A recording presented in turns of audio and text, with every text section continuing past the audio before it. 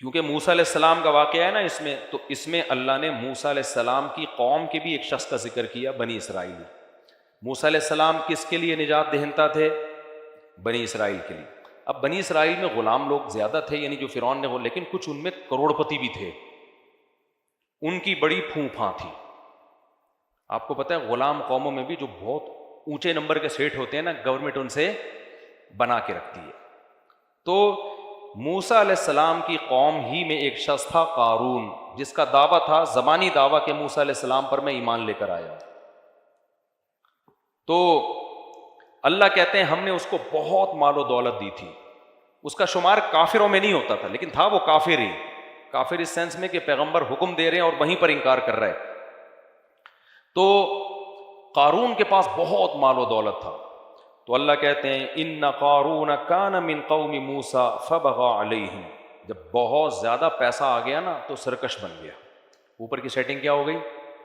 جیسے ہوتی ہے نا فیس بک پہ کچھ اس قسم کے ڈیزائن آپ کو ملیں گے، بہت زیادہ پیسہ ہے تو اوپر کی کھوپڑی کیا ہو گئی؟ آؤٹ ہو گئی۔ تو قارون کی بھی اوپر کی کھوپڑی، بولو منہ سے بول لو نا یار، سیٹنگ آؤٹ ہو، بہت زیادہ پیسہ آ گیا تو وہ اپنی اوقات بھول گیا۔ کتنا پیسہ تھا؟ آتیناہ من الکنوز، ہم نے اتنے خزانے دیے تھے، ان مفاتحہ لتنوء بالعصبۃ اولی القوہ، ایک جماعت تھی جو خزانوں کی چابیاں لے کے چلا کرتی تھی، اتنے گودام تھے اس کے خزانوں کے بھرے ہوئے۔ تو موسیٰ علیہ السلام، اس کی قوم نے کیا کہا؟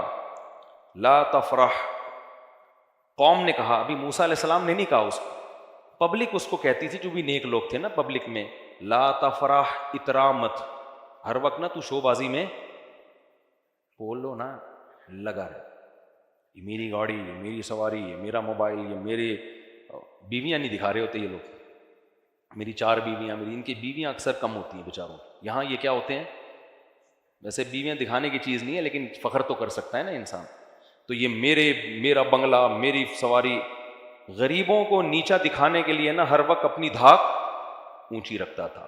تو قوم نے کہا اترا مت، جب پیسہ اللہ نے دیا ہے تو شکر بنتا ہے، اترانا نہیں بنتا۔ شکر کیا ہے بھائی؟ اللہ کا دیا الحمدللہ بہت کچھ ہے، اللہ کا بڑا فضل ہے میرے اوپر، یہ ٹھیک ہے۔ نسبت کس کی طرف کرو بھائی؟ اللہ کی طرف۔ تو اترانے لگا۔ قوم نے کہا ان اللہ لا يحب الفریحین، اللہ اترانے والوں کو پسند نہیں کرتا۔ وابتغ فیما آتاک اللہ الدار الآخرہ، اور اس سے قوم کے لوگوں نے یہ بھی کہا، حضرت موسیٰ بھی کہتے تھے کہ جب تجھے اللہ نے اتنی دولت دی ہے تو ٹھیک ہے تو دنیا میں مزے اڑا رہا ہے، کچھ آخرت کی فکر بھی تو کرنا، اس دولت سے کچھ غریبوں کا خیال کر، کچھ زکوٰۃ، صدقات، کچھ مدارس، کچھ مسجدیں، کچھ قوم میں غریب لوگ ہیں ان کی مدد کر، تھوڑی سی انویسٹمنٹ کہاں کے لیے کر؟ آخرت کے لیے بھی تو کرنا۔ وَأَحْسِن كَمَا أَحْسَنَ وَلَا تَنْسَ نَصِيبَكَ مِنَ الدُّنْيَا، اور دنیا میں تو نے جتنے دن رہنا ہے نا اس کو بھول نہیں۔ اتنی ساری دولت ہے لیکن یہ دولت تیرے ساتھ قبر میں نہیں جائے گی۔ مالدار آدمی نے یہ چیز اس بھول جاتا ہے، وہ سمجھتا ہے یہ کروڑوں روپے، خربوں روپے، بھائی تو زندگی بھر یہ پیسے بھی چائے میں ڈبو کے کھاتا رہے گا نا تو بھی زندگی ختم ہو جائے گی، پیسہ ختم نہیں ہوگا۔ تو لا تنس نصیبک من الدنیا، دنیا میں جتنا تیرا حصہ ہے نا اس کو بھول نہیں۔ کیا مطلب؟ دنیا بہت تھوڑی ہے، تو جو بنگلوں میں موٹے موٹے سریے ڈال رہا ہے، تیری ہڈیوں میں اتنا کیلشیم نہیں ہے، ہڈیاں تو ویسے ہی ہیں، وہ تو بوسیدہ ہو رہی ہے روز بروز۔ تو کیا ہوا؟ وَأَحْسِن كَمَا أَحْسَنَ اللَّهُ إِلَيْكَ، اللہ نے تجھ پر بہت احسان کیا ہے، تو بھی اللہ کی مخلوق پر احسان کر۔ تو اور زمین میں فساد نہ پھیلا، ان اللہ لا يحب المفسدین، اللہ تعالیٰ فساد مچانے والوں کو پسند نہیں کرتے۔ جواب میں کیا کہتا ہے جب زیادہ سمجھایا گیا نا اس کو؟ قال انما اوتیتہ علی علم عندی، حضرت موسیٰ تو بار بار یہ کہتے ہیں نا یہ اللہ کا فضل ہے، اللہ کی دین ہے، اللہ کا احسان ہے، جب احسان ہے تو بدلہ دے۔ ایک دن جوش میں آ کے کہنے لگا یہ میری ایفرٹس ہیں، یہ کیا ہے؟ بزنس مائنڈ ہے اصل میں، آج یہی چل رہا ہے نا مارکیٹ میں، یہ اصل میں میرا جو مائنڈ ہے نا، میں ہر چیز کو سوچتا کیسے ہوں؟ بزنس مائنڈ سے سوچتا ہوں، اس کا یہ نتیجہ ہے۔ یہ زیادہ اللہ اللہ کرنے کی کوشش، زیادہ اللہ کو بیچ میں نہ لے کر آؤ، مائنڈ ہے بھائی. تو اسی سے انسان کی کھوپڑی کیا ہوتی ہے؟ آؤٹ ہوتی ہے. جب اپنی دین سمجھتا ہے نا بھائی. دنیا میں بہت سے لوگوں کو بہت اچھی کھوپڑیاں اللہ نے دی ہیں, تم سے بھی اچھی. بہت سے لوگوں کو بہت اچھا مائنڈ دیا, بہت سے لوگوں کو بہت اچھی صحت دی, اس کے بعد بھی ڈھیلا روپے کمانے کے قابل نہیں ہوتے. میں اکثر ایک واقعہ سناتا ہوں نا, اگر دولت ذہانت پہ ملتی نا, ذہانت پہ, تو بے وقوف بھوکے مر جاتے ہیں. ہمارے حضرت ایک واقعہ بیان کرتے تھے کہ ایک بہت غریب آدمی, ایک دولت مند آدمی, وہ اونٹ پہ نا پرانے زمانے میں راشن لے کے جا رہا تھا کہیں. تو اونٹ کے ایک جانب اس نے چاول کی یا گندم کی 5-6 بوریاں, اور دوسری جانب بیلنس برابر کرنے کے لیے پتھروں کی بوریاں. اب بھائی 10 بوری چاول کی ادھر ہے تو 5 ادھر کر دے, 5 ادھر کر دے, بیلنس برابر ہو جائے گا نا. لیکن اس نے کیا 10 بوریاں ادھر ہیں تو بیلنس کے لیے 10 بوریاں ریت کی دوسری سائڈ پہ اب لے کے جا رہا ہے. راستے میں کوئی غریب آدمی تھا لیکن تھا ذہین. اس نے کہا یار مجھے ذرا لفٹ دے دو. اس نے کہا چل بیٹھ جا یار, تو غریب آدمی ہے, تیرے پاس سواری نہیں ہے. بیٹھ گیا. تو جاتے جاتے اس سے پوچھا تو کرتا, اس نے پھر اس کو سمجھایا, غریب آدمی نا جو ذہین تھا, کہ یار یہ تم نے اونٹ کو ادموا کیوں کیا ہوا ہے, اسے تو چلا ہی نہیں جا رہا. کہہ رہا کیا کریں, وزن اتنا ہے, 10 بوریاں ادھر ہیں تو بیلنس کے لیے 10 بوریاں میں نے بجری کی ادھر ڈالی. اس نے کہا بیلنس کی کیا ضرورت ہے, 10 ادھر ہیں تو 5 ادھر رہنے دو, 5 ادھر کر دو. وہ اترا. اس نے کہا یار یہ تو زبردست مشورہ دیا آپ نے, 5 ادھر کر دیں اور 5 ادھر. اونٹ کی سپیڈ تیز ہو گئی, اونٹ بھی ہلکا ہو گیا. یہ بڑا متاثر ہوا, یار یہ تو بہت ذہین آدمی ہے, تو اس سے تو پھر بزنس کے مشورے لینے چاہیے. تو اس سے کہنے لگا بتا تو کرتا کیا ہے. اس نے کہا میں تو غریب ہوں یار, میرا تو جس کاروبار میں ہاتھ ڈالو وہ ڈوبتا ہے. اس نے کہا اتر نیچے, تو مجھے بھی مروائے گا, اتر, میں ایسا بے وقوف ہی ٹھیک ہوں. اترا اور 5 بوریاں ریت کی واپس اور 5 ادھر. تو یہ ضروری نہیں ہے کہ ذہانت ہو تو پیسہ آئے, لیکن یہ ضروری بھی نہیں ہے کہ بے وقوفی کو پیسہ ملے. کبھی ذہانت کے ساتھ پیسہ آتا ہے, کبھی پیسہ نہیں آتا. تو یہ کس کی دین ہے؟ اللہ کی دین ہے. تو اس کی کھوپڑی جو آؤٹ ہوئی نا قارون کی, اس نے کیا کہا, انما اوتیتہ علی علم عندی.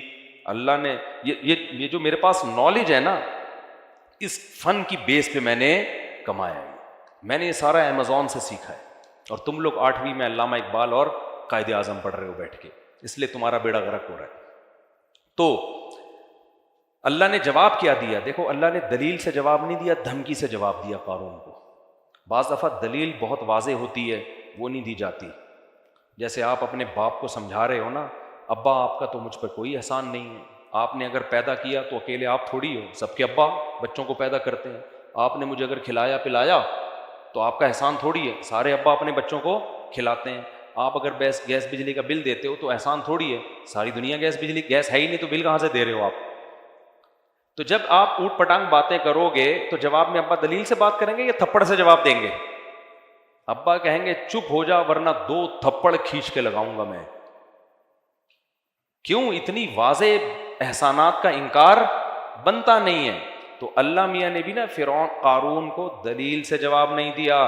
اللہ نے فرمایا اولم یعلم, یہ جو کہہ رہے میں نے اپنی نالج سے کمایا, کیا اس کو پتہ نہیں ہے قد اہلک من قبلہ من القرون, اللہ نے کتنے بڑے بڑے لوگوں کو ہلاک کر دیا, من ہوا اشد منہ قوہ, جو اس سے بھی زیادہ طاقتور تھے. یہ بات کہتے ہوئے ڈرتا کیوں نہیں ہے؟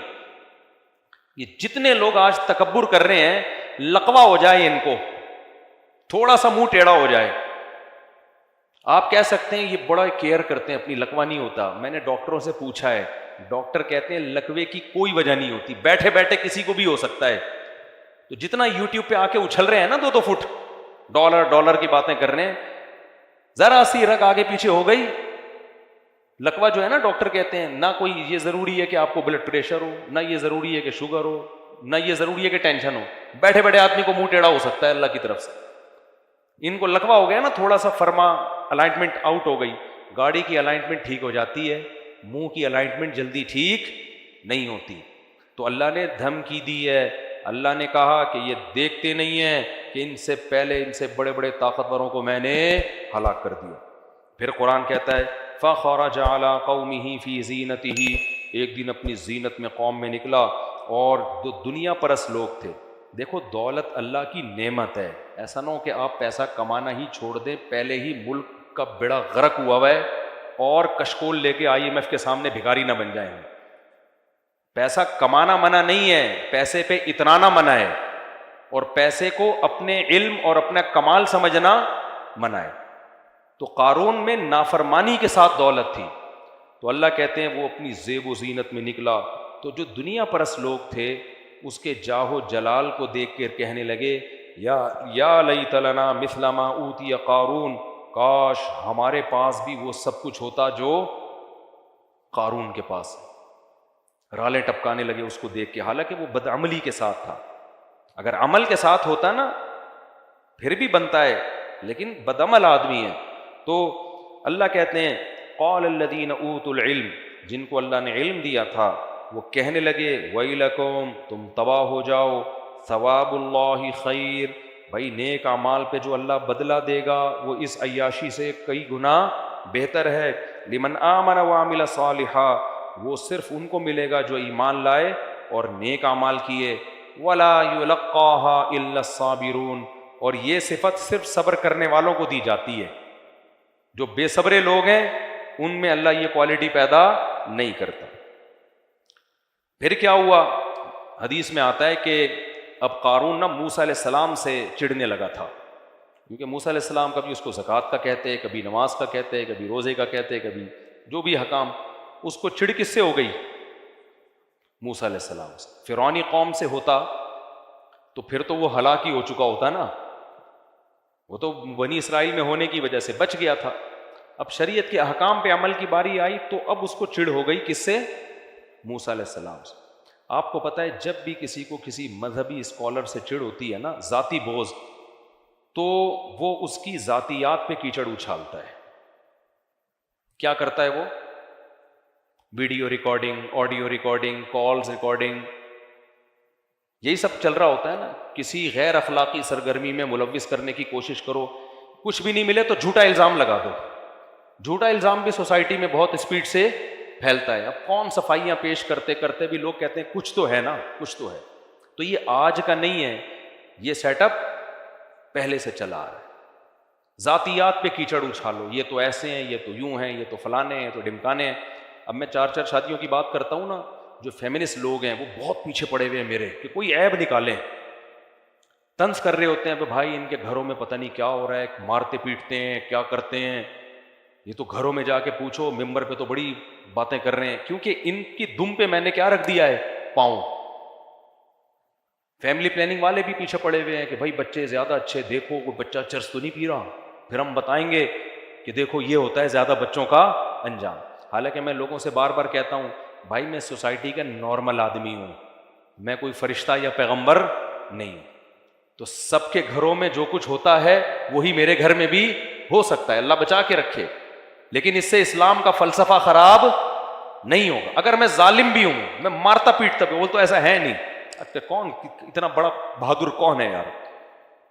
فرض کرو میں مارتا پیٹتا ہوں، میں ٹارچر کرتا ہوں، میں نے ظلم کر کے رکھا ہوا ہے، کھلانے کو روٹی نہیں ہے اور بچے چرسی ہیروئن چی، میں غلط ہو جاؤں گا نا، فلسفہ غلط نہیں ہوگا.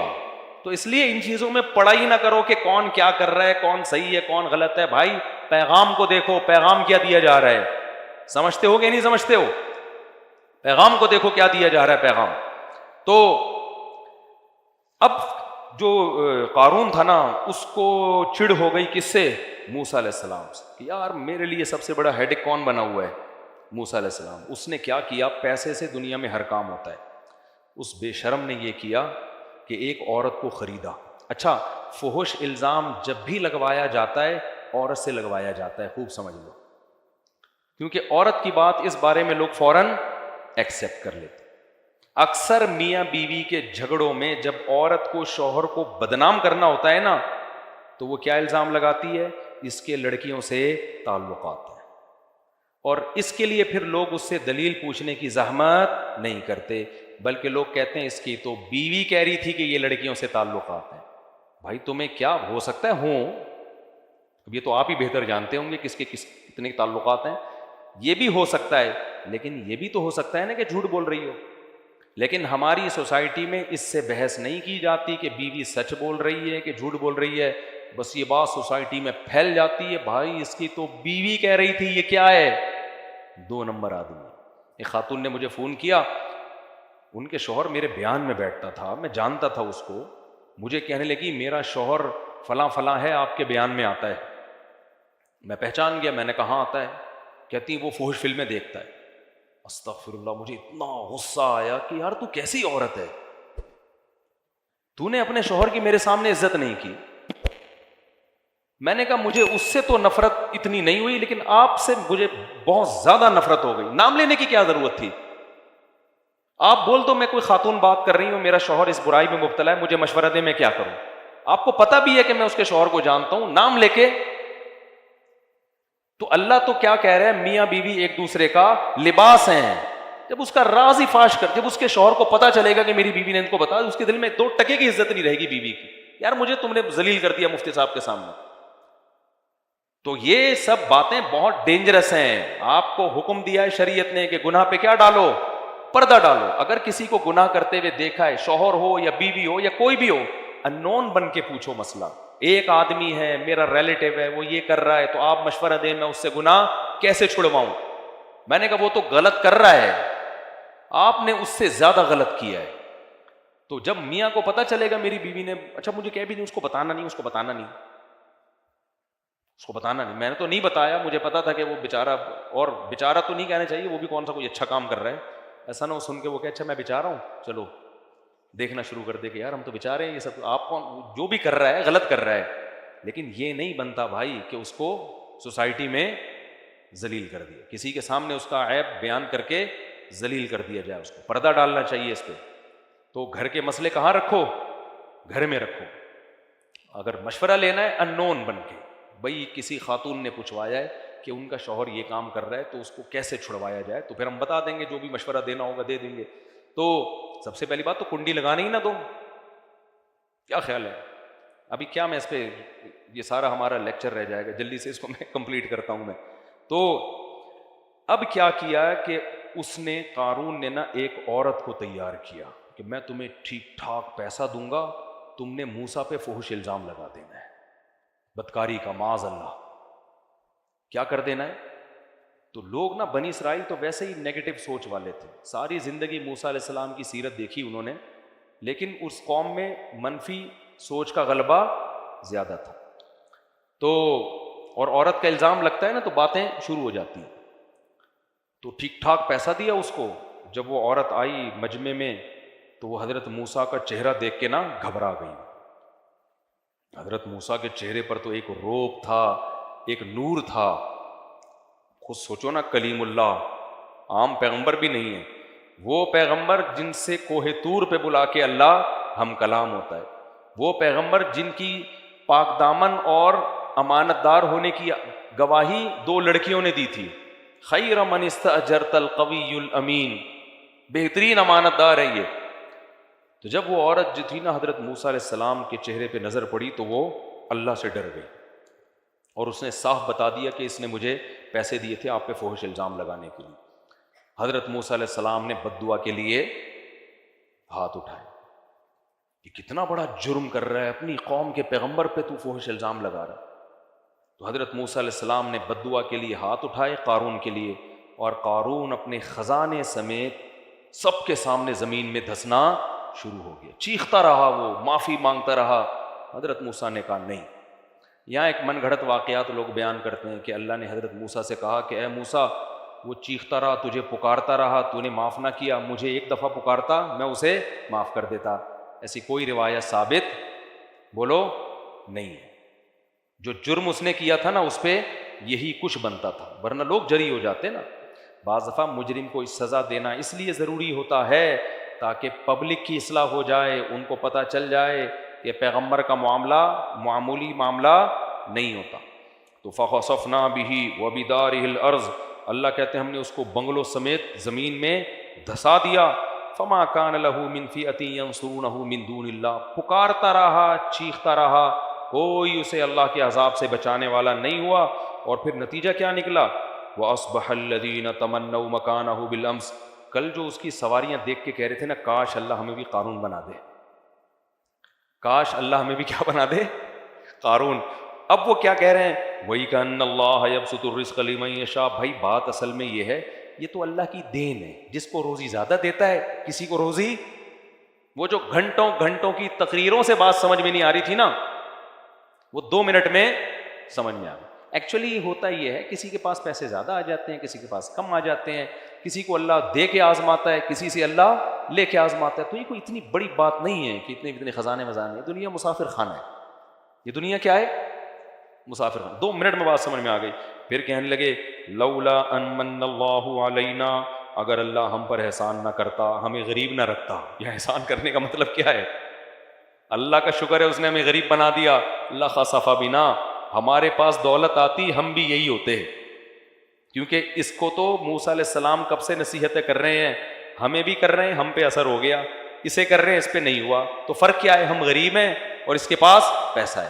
غریب پہ جلدی اثر ہوتا ہے، عیاشی کے لیے اس کے پاس شراب کے پیسے ہی نہیں ہوتے، تو جب اسے بتایا جاتا ہے شراب حرام ہے، بہت خوش ہوتا ہے وہ، زبردست، ویل ڈن. شراب کیا ہونی چاہیے؟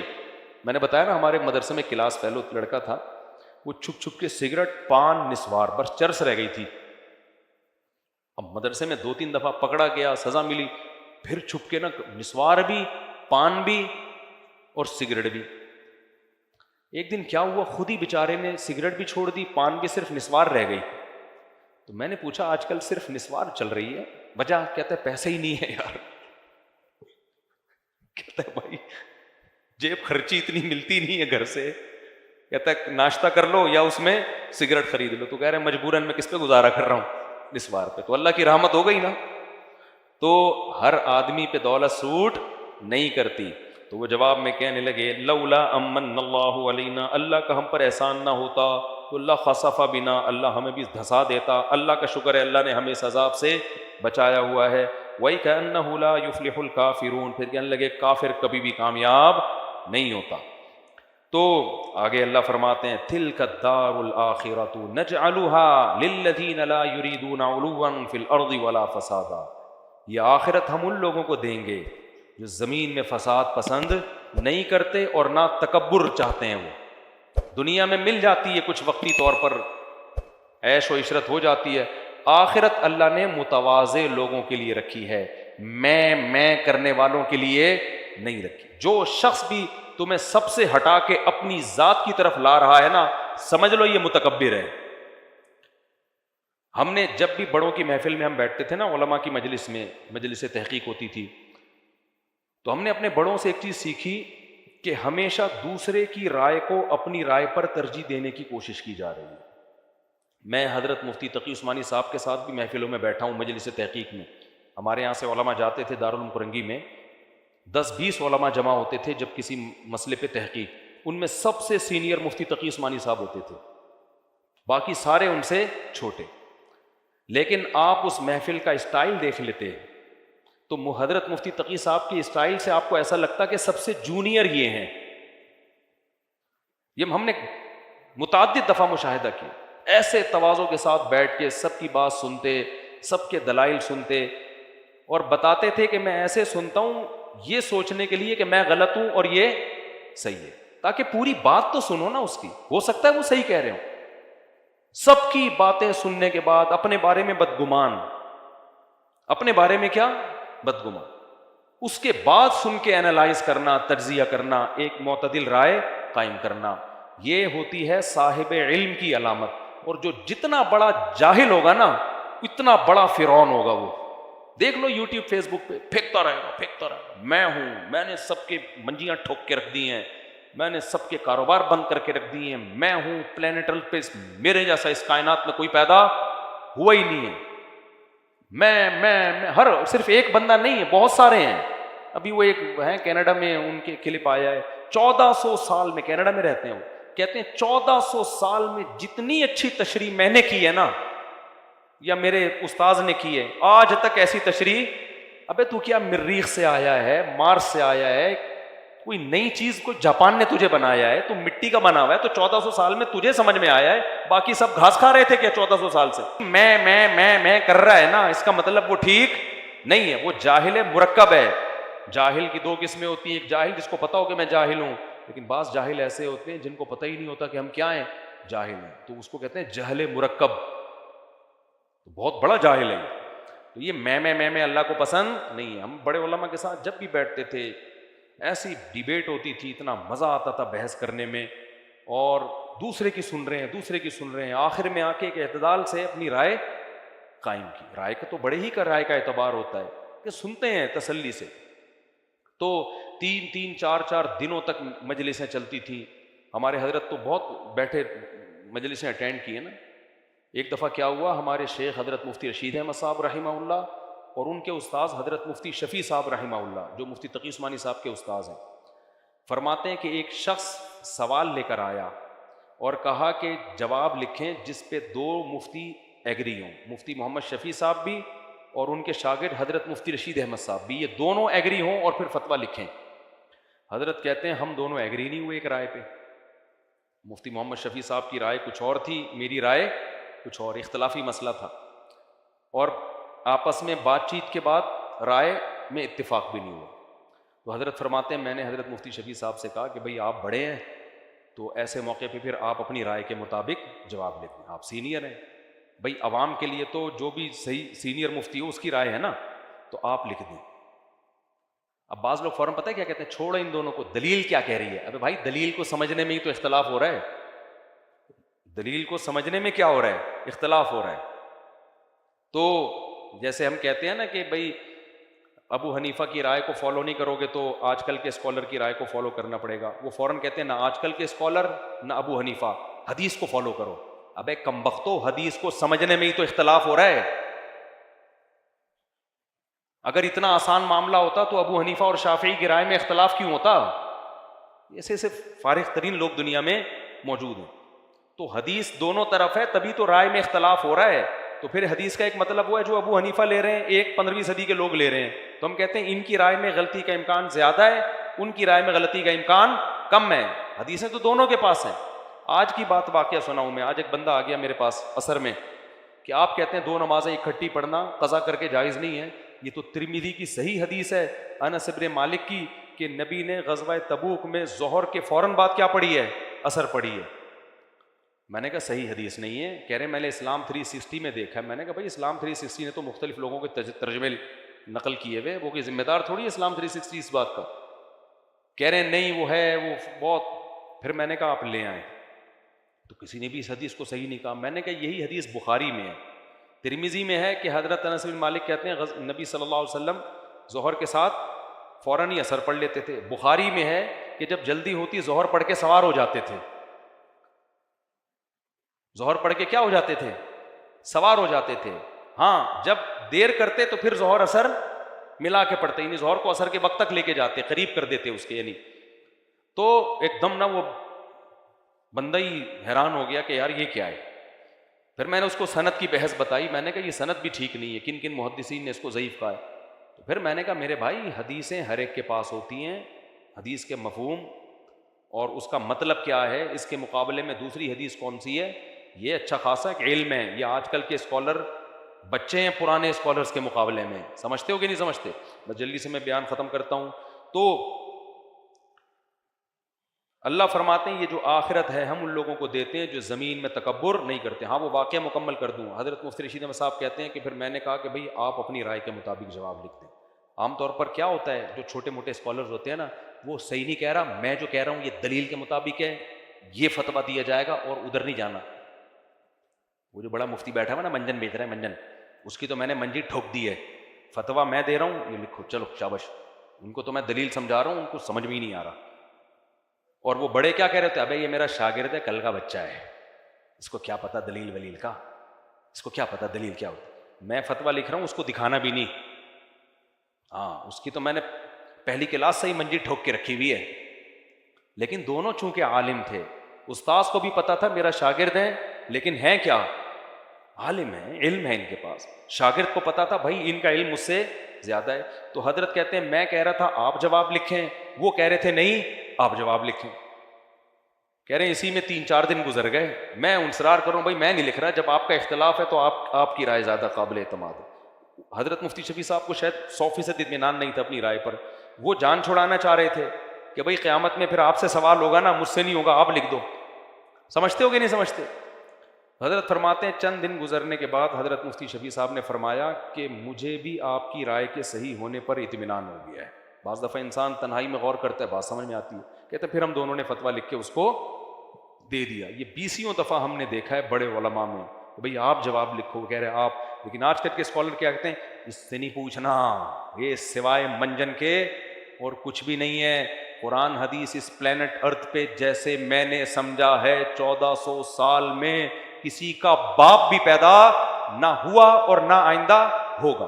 پلینٹ ارتھ پہ میں اسلامی اسکالرز میں آخری اسکالر ہوں. جیسے ہمارے نبی آخری نبی تھے، میں پہلا اور آخری اسکالر ہوں. میرے بعد کوئی اسکالر نہیں آئے گا.